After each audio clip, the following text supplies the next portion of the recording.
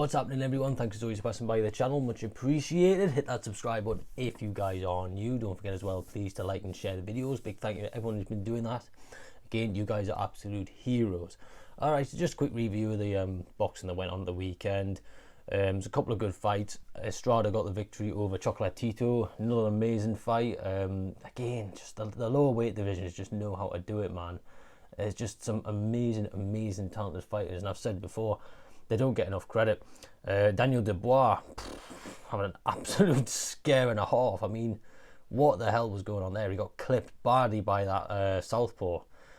Just really dodgy end to the fight. You know, I know some people said that there was potential match fixing in that. Don't know myself, but there was certainly some. It did feel like an early stoppage, but who knows.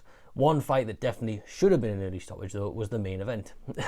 Fury versus Chisora. Like, I think it's fair to say that this fight went almost exactly like me and everybody thought it would go. Like, I had Fury winning potentially by late stoppage, round 7 to 9. Referee eventually stopped it in round 10. Though, if you ask me, it could have been stopped up. It should have stopped at round 6. Like, at that point, Fury was just in total control of the fight. Chisora wasn't throwing anything back. I mean, Chisora started out okay. He was the first round. My mate who I was watching it with said he thought that Chisora won the first round because he was kind of at least bringing some pressure. You know, he was trying to throw his signature overhand right. It wasn't landing though. Fury just kept his distance and almost played about with him. And after that, it was just a case of Fury controlling it from distance. And whenever Chisora could potentially land anything significant or clean, Fury would just answer back like that and just land something clean himself. He did go at the body of it, Chisora, so I could kind of see, you know, there's kind of a game plan there, but he gassed too early. So this was an easy fight for Fury. Clearly something just to keep him warm whilst he's waiting for his next opponent, whoever that will be. We'll get on to that in a little bit later though. But here you could really see the gulf in class between the two. I said afterwards that it was like it was almost a complete copy of their second fight, you know, the one that happened in 2014. You know, when you look at the damage to Chisora's face, the bruising that you couldn't see out of that right eye, I think it was, you know, he just looked dazed, dizzy, slow. Fury absolutely unscathed, no marks. He didn't even look like he broke a sweat, to be honest. You know, to me, it looked like Fury didn't even get out of first gear. Like, just watching it, because there were times where he had the chance. He had Chisora maybe on the ropes or in the corner, and you just know if that was like a Deontay Wilder or an Usyk or an Anthony Joshua, he'd just keep piling on the pressure and just keep throwing some bombs in, trying to land big punches like he did in the Wilder, the second and third fights of Wilder. But he decided he would then just back off and just kind of almost walk away and let Chisora regroup and just get back into the fight. It just shows how much Fury was in control of it, really. He was calm. He switched up by going southpaw at times during the fight. I think that was done for a very specific reason. But credit to him, you know, he got the job done. Got some rounds in to keep him fit. Didn't take any big, unnecessary punishment. You know, didn't get, any big right hands or knockdown or anything. He'll be feeling even more confident going into the next one. As for Chisora, he just needs to stop. Like, I'm a huge Chisora fan, and I like him a lot.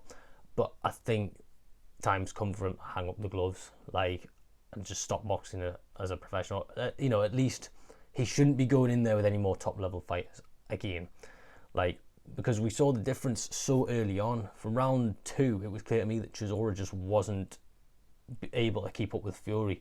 His size, his strength, his power, his speed, it was all just far too much for him.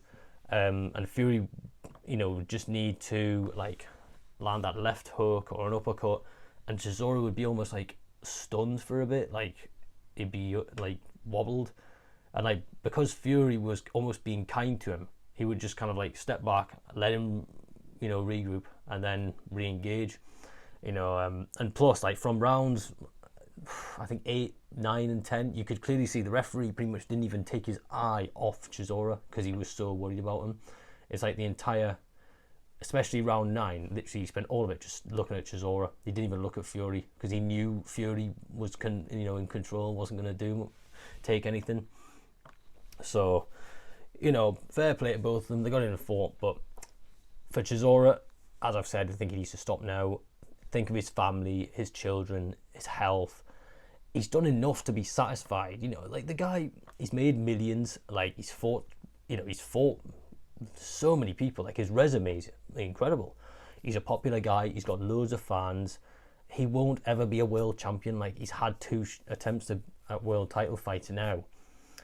And, I think the other one was he fought Vitali, where that was his other chance at winning a world champion for the same belt, WBC.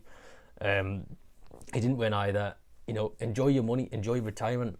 I think there's a chance that he could do maybe he could compete with lower opposition, like maybe what Kevin Johnson does. Like Kevin Johnson is basically just a gatekeeper for upcoming fighters. And he just kind of, I think Kevin Johnson went on like a 10 fight losing streak because he's just doing it for fun at the moment. He's not doing it to necessarily compete with for titles and stuff. But I think Chisora shouldn't be allowed anywhere near anyone who's inside the top 20. There's other avenues he could go down, commentary, coaching. He could even go into stand-up comedy, really, because I think Chisora is hilarious. He's genuinely funny. So that's what I think for Chisora. For Fury, things are getting interesting. Both Alexander Usyk and Joe Joyce were ringside watching it, and afterwards they exchanged a few words between the three of them, mostly Fury talking to Usyk, because that's ultimately the fight that Fury wants. We all know he wants to be unified, undisputed champion. I don't think Joe Joyce will get the fight just yet. I think Joyce maybe will come after Usyk, or maybe if Fury fights Usyk, he'll then have a gimme fight and then fight Joe Joyce.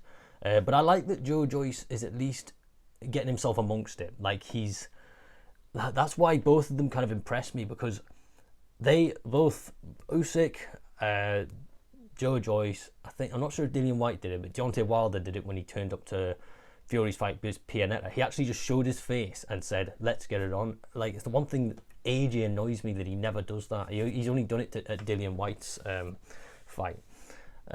So I think the heavyweight division will have some very interesting fights come. It'll have Fury versus Usyk, hopefully, Joyce versus Bakoli, AJ versus Dillian White, we know that's going ahead, and then Deontay Wilder versus Andy Ruiz.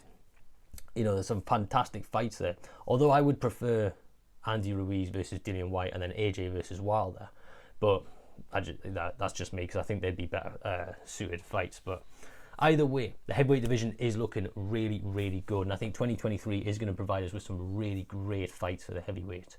There's so many other potential ones we made. That's just like the tip of the iceberg on what we could see, what some of the other guys could do, like Hrgovic and Michael Hunter and Sanchez and all that. But you never know what might happen. So here's to 2023. Thanks again for watching. Hope you all enjoy your Christmas, and I will see you in the new year. Peace.